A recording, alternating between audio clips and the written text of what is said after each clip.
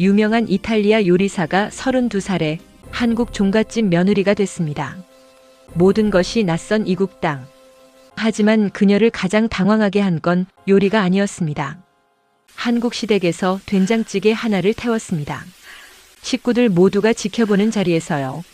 사람들은 실력이 문제라고 생각했을 겁니다. 하지만 아니었습니다. 불이었습니다.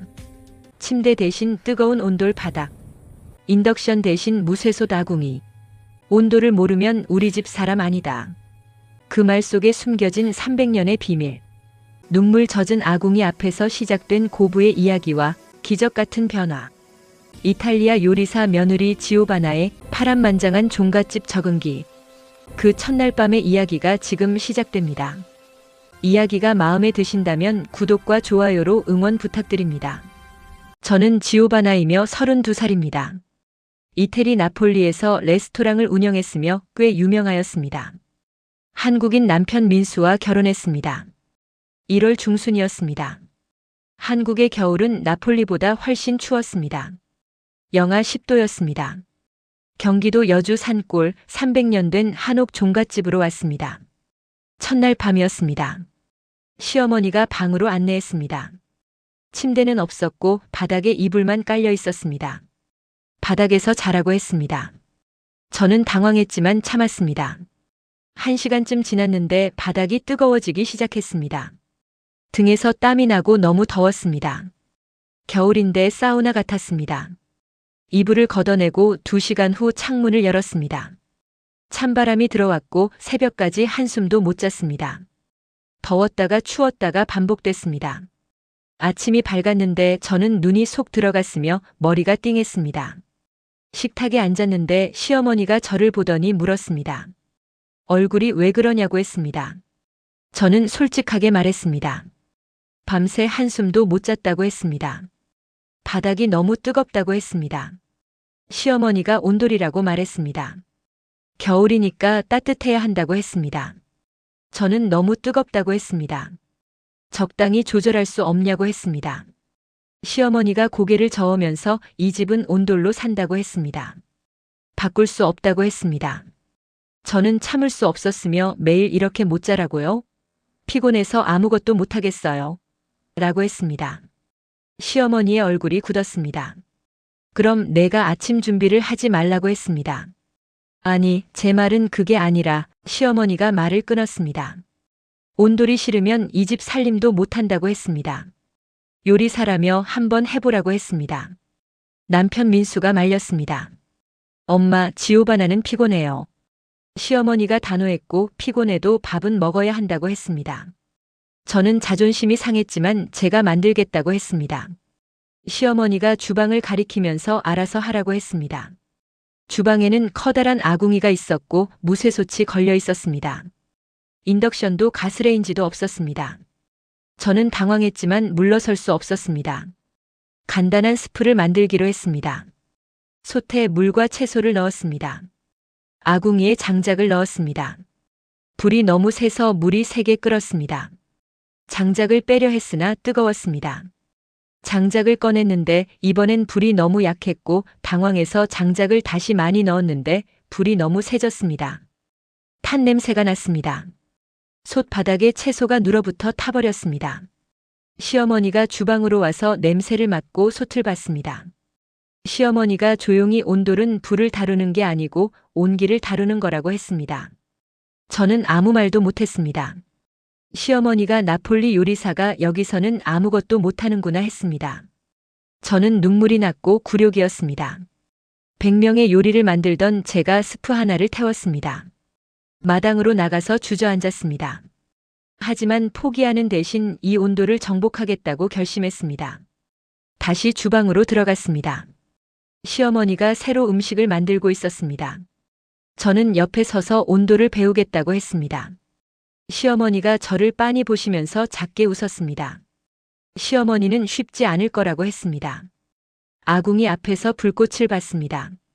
저의 새로운 전쟁이 시작되고 있었습니다. 사흘째 아침 새벽 5시였습니다. 저는 시어머니를 따라 아궁이 앞에 앉았습니다. 시어머니가 장작을 넣었습니다. 불이 활활 타올랐습니다. 연기가 얼굴로 몰려왔고 눈이 따가웠습니다. 시어머니는 아무렇지 않았습니다. 50년을 이렇게 해왔다고 했습니다. 저는 참을 수 없어서 창문을 열었습니다. 시어머니가 닫으라고 소리쳤습니다. 바람이 들어오면 불이 제대로 안 탄다고 했습니다. 저는 연기를 마시면 폐가 상한다고 항해했고 환풍기라도 달아야 한다고 했습니다. 시어머니는 이 집은 300년 동안 이렇게 해왔다고 단호하게 말했습니다. 저는 화가 났습니다. 300년 전 방식이 옳다는 건가요? 시어머니가 칼을 내려놨습니다. 저를 똑바로 보면서 내가 여기서 배울 게 없다고 생각하면 나가도 된다고 했습니다. 민수가 출근 준비를 하며 내려왔습니다. 긴장된 분위기를 느꼈습니다. 민수가 물었습니다. 무슨 일이냐고 했습니다.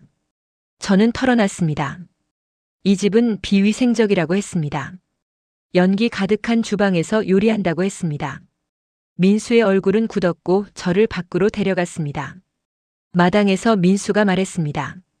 엄마 앞에서 그런 말 하지 말라고 했습니다. 저는 소리쳤습니다. 당신은 이게 정상이라고 생각하냐고 했습니다. 민수는 우리 엄마는 평생 그렇게 사셨다고 했습니다. 존중해야 한다고 했습니다. 저는 믿을 수 없었습니다. 건강을 해치는데요. 민수가 차갑게 말했습니다. 적응 못하겠으면 서울에 집 구해주겠다고 했습니다. 저는 얼어붙었습니다. 결혼하자마자 따로 살자고요? 민수는 외아들이라 엄마 곁을 못 떠난다고 했습니다. 저는 물었습니다. 그럼 나는요? 당신 아내는요? 민수가 대답했습니다. 아내도 가족이면 이해해야 한다고 했습니다. 저는 눈물이 나고 가슴이 무너졌습니다. 민수는 출근하고 저는 마당에 혼자 남았습니다. 1시간쯤 지나서 시어머니가 제 옆에 앉았습니다. 시어머니는 민수한테 미안하다고 했습니다. 내 말이 틀린 건 아니라고 했습니다. 저는 놀랐습니다. 시어머니는 연기가 몸에 안 좋은 건 안다고 했습니다. 하지만 다른 방법을 모른다고 했습니다. 시어머니는 내가 더 나은 방법을 아냐고 했습니다. 저는 고개를 끄덕이면서 환기 시스템을 개선할 수 있다고 했습니다. 시어머니는 가르쳐달라고 했습니다. 대신 나도 너한테 온도를 가르쳐 주겠다고 했습니다. 저와 시어머니는 악수했습니다. 적이 아니라 동료가 되기로 했습니다. 그날부터 모든 게 바뀌기 시작했습니다. 2주일이 지났습니다. 시어머니와 거래를 시작했습니다. 저는 간이 환풍 시스템을 만들었습니다. 시어머니는 제게 온도를 가르치기 시작했습니다. 그날은 큰 시험이었습니다. 시댁 친척들이 20명이 넘게 모이는 날이었습니다. 시어머니는 내가 혼자서 된장찌개를 끓이라고 했습니다. 된장찌개요? 한 번도 안 만들어 봤습니다. 시어머니가 단호하게 이게 온도를 배우는 시험이라고 했습니다. 저는 나폴리에서 복잡한 소스를 만들었습니다. 된장찌개쯤은 할 수 있었습니다. 새벽 4시에 일어나서 아궁이에 불을 지폈습니다. 멸치 육수를 냈습니다. 시어머니가 가르쳐준 대로 했습니다. 된장을 풀고 두부와 애호박을 넣었습니다. 1시간쯤 끓이고 맛을 봤습니다. 괜찮은 것 같았지만 문제가 생겼습니다. 아궁이가 생각보다 뜨거웠고 냄비 바닥이 너무 뜨거웠습니다. 저는 당황했습니다. 장작을 빼야 할까? 하면서요.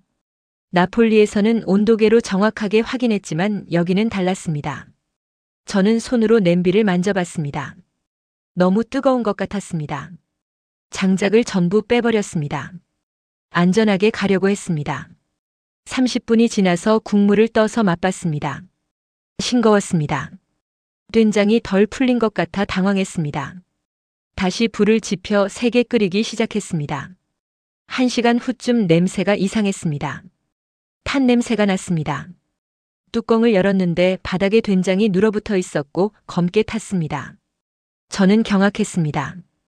완전히 망쳤습니다. 시어머니가 주방에 와서 냄새를 맡았습니다.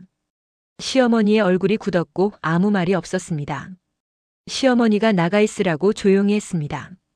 저는 눈물이 났고 미안하다고 말하려 했습니다. 시어머니가 손을 저으면서 나가 있으라고 다시 말했습니다. 저는 마당에 나가 주저앉아 울었습니다. 1시간 후쯤 친척들이 도착하기 시작했습니다. 저는 얼굴을 들 수 없었고 방에 숨어 있었습니다. 식사 시간이었습니다. 민수가 방으로 왔습니다. 엄마가 새로 된장찌개를 끓였다고 했습니다. 저는 더 미안했습니다. 시어머니가 제 실수를 만회하고 계셨습니다. 저는 주방으로 가서 시어머니께 몸을 숙여 죄송하다고 했습니다. 시어머니가 저를 일으키면서 온돌은 기다림이라고 했습니다. 급하면 실패한다고 했습니다. 불을 조절하는 게 아니라 마음을 조절하는 거라고 했습니다. 시어머니는 내일부터 다시 가르쳐 주겠다고 했습니다. 저는 감사했습니다. 포기하지 않기로 했습니다. 석 달이 지났습니다. 저는 많이 배워 이제 온돌의 온도를 느낄 수 있었습니다. 태풍이 온다는 예보가 있었습니다. 시어머니가 걱정하며 장독대를 살펴야 한다고 했습니다. 50년 된 시간장이 있다고 했습니다. 저는 위험하다고 말렸는데 시어머니는 듣지 않았습니다. 지금 가야 한다고 했습니다. 시어머니가 우산을 들고 나갔습니다. 저는 불안했습니다. 30분이 지났는데 시어머니가 돌아오지 않았습니다. 민수에게 전화가 왔습니다. 시어머니가 언덕에서 넘어졌다고 했습니다. 이웃이 발견했다고 했습니다. 병원으로 갔습니다. 시어머니는 다리를 다쳤습니다. 심한 염좌였습니다. 의사가 말했습니다. 푹 쉬어야 한다고 했습니다. 집으로 돌아와 시어머니를 방에 눕혔습니다. 시어머니는 아궁이는 어떻게 됐냐고 했습니다. 저는 깜짝 놀랐습니다. 아궁이를 잊고 있었습니다. 바닥을 만져봤는데 차가워서 당황했습니다. 저는 장작을 꺼내 불을 다시 지피기 시작했습니다. 몇 번을 시도했으나 계속 실패했고 저는 울컥했습니다. 나는 셰프였습니다. 그런데 장작불 하나 못 피우고 있었습니다. 심호흡하면서 시어머니 가르침을 떠올렸습니다. 급하면 안 된다고 했습니다. 천천히 다시 시작했습니다. 작은 나뭇가지부터 쌓았습니다. 불이 붙었습니다. 조심스럽게 장작을 추가했습니다. 새벽 4시쯤 시어머니 방을 확인했습니다. 바닥이 따뜻했습니다. 아침이 밝았습니다. 시어머니가 깨어났습니다. 시어머니가 밤새 아궁이를 뗐냐고 했습니다. 저는 고개를 끄덕였습니다. 시어머니는 고맙다고 하면서 눈에 눈물이 고였습니다. 시어머니는 이제 너도 이 집 사람이라고 했습니다. 저는 울었습니다. 인정받았습니다. 닷새가 지났습니다. 시어머니는 여전히 누워 계셨습니다. 저는 혼자 집안일을 했습니다. 그날 아침 시어머니가 저를 불렀습니다. 시어머니가 달력을 가리키면서 매주 담글 때라고 했습니다. 오늘 시작해야 한다고 했습니다. 저는 당황했습니다. 매주요? 혼자서요? 시어머니가 고개를 끄덕였습니다. 내가 못 움직이니 내가 해야 한다고 했습니다. 저는 두려웠습니다. 매주는 한 번도 만들어 본 적이 없었습니다. 시어머니는 수첩을 보라고 했습니다. 매주 만드는 법이 적혀 있다고 했습니다. 저는 수첩을 펼쳤습니다. 콩 삶기, 으깨기, 매주 빚기, 말리기가 적혀 있었습니다. 이틀 동안 준비해서 콩을 삶고 으깼습니다. 네모난 덩어리로 빚어서 말렸습니다. 시어머니가 온돌방에 매달라고 했습니다. 저는 매주를 온돌방에 옮기고 줄에 매달았습니다. 12개였습니다. 시어머니가 온도를 잘 떼야 한다고 했습니다. 바닥 온도가 섭씨 35도 정도 되어야 한다고 했습니다. 저는 아궁이에 불을 지폈습니다. 첫날은 괜찮았습니다. 매주가 천천히 마르기 시작했습니다. 이틀째 되는 날이었습니다. 문제가 생겼습니다. 매주 표면에 이상한 곰팡이가 피었습니다. 검은색이었습니다. 저는 놀랐습니다. 시어머니께 달려가서 보여드렸습니다. 시어머니가 보더니 얼굴이 굳었습니다. 검은 곰팡이는 나쁜 거라고 했습니다. 시어머니는 온도가 어땠냐고 했습니다. 저는 따뜻하게 했다고 했습니다. 많이 뗐다고 했습니다. 시어머니가 한숨을 쉬면서 너무 뜨거워 매주가 너무 빨리 말라서 속이 안 익었다고 했습니다. 시어머니는 온도를 낮춰야 한다고 했습니다. 섭씨 30도 정도로 유지하라고 했습니다. 저는 어떻게 그 온도를 맞추냐고 했습니다. 시어머니는 손으로 느껴야 한다고 했습니다. 바닥에 손을 대바라고 했습니다. 따뜻하되 뜨겁지 않아야 한다고 했습니다. 손으로 온도를요? 하지만 방법이 없었습니다. 시도하기 시작했습니다. 저는 2시간마다 일어나서 온돌방 바닥을 만져보고 너무 뜨거우면 장작을 빼냈습니다. 너무 식으면 조금 넣었습니다. 손바닥이 온도계가 됐습니다. 몇 번을 만지고 또 만졌습니다. 사흘째 되는 날이었습니다. 변화가 시작됐습니다. 메주 표면에 하얀 곰팡이가 피기 시작했습니다. 시어머니께 보여드렸습니다. 시어머니는 하얀 곰팡이는 좋은 거라고 했습니다. 일주일이 지났습니다. 메주에서 좋은 냄새가 났습니다. 발효되는 냄새였습니다. 시어머니가 목발을 짚고 와서 메주를 만져보고 냄새를 맡았습니다. 시어머니가 고개를 끄덕이고 잘했다고 했습니다. 완벽하다고 했습니다. 저는 눈물이 났습니다. 성공했습니다. 시어머니는 내가 해냈다고 했습니다. 밤새 온도를 지켰다는 걸 안다고 했습니다. 저는 고개를 숙였습니다. 시어머니는 방에서 손에 낡은 수첩을 들고 계셨습니다. 시어머니는 이걸 내게 준다고 했습니다. 50년 된 비법이라고 했습니다. 저는 수첩을 받았습니다. 무거웠습니다. 시어머니는 이제 너도 이 집안 사람이라고 했습니다. 온도를 지킬 사람이라고 했습니다. 저는 수첩을 가슴에 안았습니다. 감사했습니다. 그날 밤 저는 수첩을 펼쳤습니다. 메주, 된장, 간장 만드는 법이 빼곡히 적혀 있었습니다. 모두 온돌의 온도와 관련된 것이었습니다. 섭씨 30도, 40도 각각의 온도에서 만드는 음식들이었습니다. 저는 깨달았습니다. 온돌은 단순한 난방이 아니었습니다. 발효의 도구였습니다. 생명을 키우는 온기였습니다. 저는 결심했습니다. 이 온돌 발효를 세상에 알리겠다고 결심했습니다. 7개월이 지났습니다. 시어머니는 완전히 회복하셨습니다. 어느 날 저는 제안했습니다. 시댁 마당에 작은 된장 공방을 만들자고 했습니다. 시어머니가 놀랐습니다. 저는 설명했습니다. 온돌 발효 된장을 만들어 팔고 싶다고 했습니다. 시어머니가 걱정했습니다. 누가 사겠냐고 했습니다. 저는 확신했습니다. 진짜 맛이 있으면 팔린다고 했습니다. 민수도 해보자고 했습니다. 준비가 시작됐습니다. 마당 한쪽에 작은 건물을 지었습니다. 가장 중요한 건 온돌이었습니다. 시아버지와 함께 황토벽돌을 샀습니다. 직접 온돌을 만들기 시작했습니다. 시어머니가 감독했습니다. 2주일이 걸려 온돌이 완성됐습니다. 온돌방에 메주를 매달았습니다. 바닥 온도는 섭씨 40도였습니다. 메주가 빠르게 익어갔습니다. 일주일 만에 좋은 냄새가 났습니다. 장을 담그기 시작했습니다. 온돌 옆 장독되었습니다. 은근한 열기를 받았습니다. 시간장과 발사믹을 섞은 특별 소스도 만들었습니다. 온돌 위에서 발효시켰습니다. 3개월이 지났습니다. 첫 된장이 완성됐습니다. 맛을 봤습니다. 놀라웠습니다. 깊었습니다. 일반 된장보다 훨씬 풍부했습니다. 시식회를 했습니다. 마을 어르신들을 초대했습니다. 어르신들이 된장찌개를 드셨습니다. 눈이 커졌습니다. 한 어르신이 말했습니다. 평생 먹어본 된장 중 최고라고 했습니다. 저는 설명했습니다. 온돌에 일정한 열로 발효시킨다고 했습니다. 어르신이 물었습니다. 팔 거냐고 했습니다. 저는 고개를 끄덕였습니다.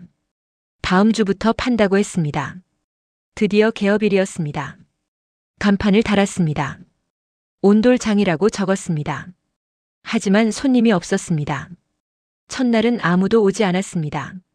둘째 날도 마찬가지였습니다. 저는 낙담했고 민수도 걱정했습니다. 시어머니가 기다리라고 했습니다. 좋은 건 소문난다고 했습니다. 일주일이 지났습니다. 여전히 손님이 없었습니다. 저는 불안했습니다. 하지만 포기하지 않았습니다.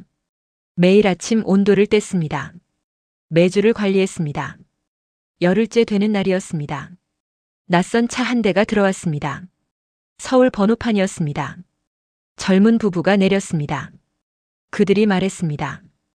온돌 된장을 사러 왔다고 했습니다. 인터넷에서 봤다고 했습니다. 마을 어르신이 올린 글이었습니다.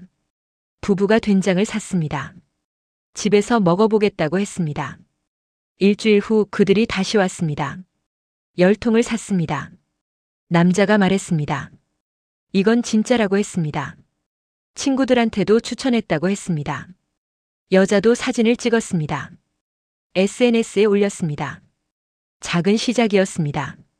그 부부가 올린 SNS 글이 퍼졌습니다. 사람들이 공유했습니다.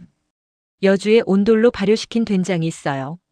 맛이 완전 다르대요. 꼭 사보고 싶어요.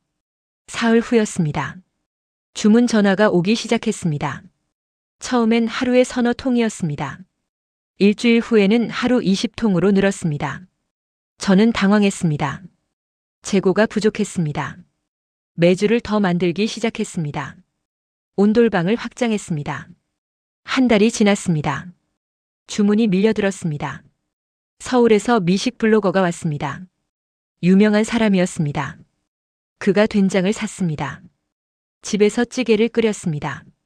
사진을 찍었습니다. 일주일 후 그의 블로그에 글이 올라왔습니다. 여주의 숨은 보석 온돌장.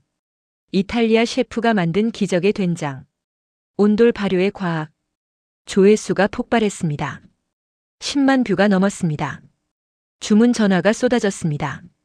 한 달치가 하루 만에 팔렸습니다. 저는 행복했습니다. 하지만 동시에 두려웠습니다.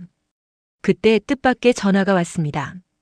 한국발효식품연구소였습니다. 연구원이 말했습니다. 온돌 발효를 연구하고 싶다고 했습니다. 방문해도 되냐고 물었습니다. 저는 환영한다고 했습니다. 다음 주 연구원들이 왔습니다. 장비를 가져왔습니다. 온도를 쟀습니다. 매주를 샘플링했습니다. 2주일 후 결과가 왔습니다. 온돌 발효 된장의 아미노산이 일반 된장보다 50% 높습니다. 유산균 수치가 현저히 증가했습니다. 항산화 성분도 발견됐습니다. 연구원이 제안했습니다.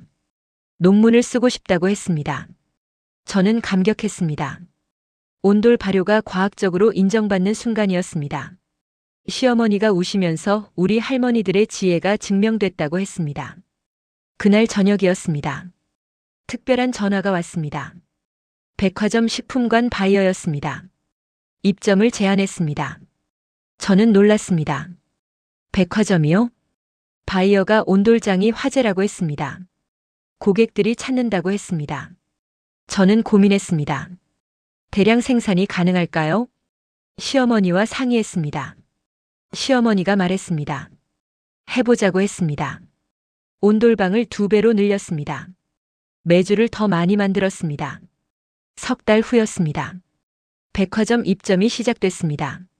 첫 주에 100통이 팔렸습니다. 둘째 주에는 200통이었습니다. 방송에서도 연락이 왔습니다.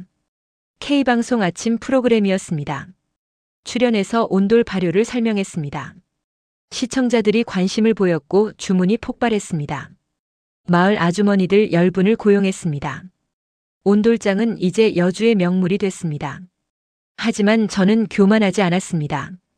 매일 아침 온돌의 온기 매주를 정성껏 관리했습니다. 온돌은 빠른 길이 아니라고 배웠습니다.